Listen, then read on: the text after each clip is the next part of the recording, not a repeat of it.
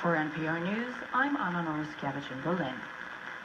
The United Nations says the Houthi rebel group in Yemen has started withdrawing its forces from a key port city.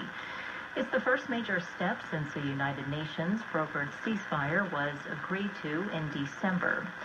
The UN's Redeployment Coordination Committee says the move will allow the world body to take a leading role in supporting the Red Sea Ports Corporation in managing the ports and... From Hulu, with the new documentary Ask Dr. Ruth, chronicling the life of Dr. Ruth Westheimer, a Holocaust survivor who became a well-known sex therapist with an uninhibited approach to sex therapy and education.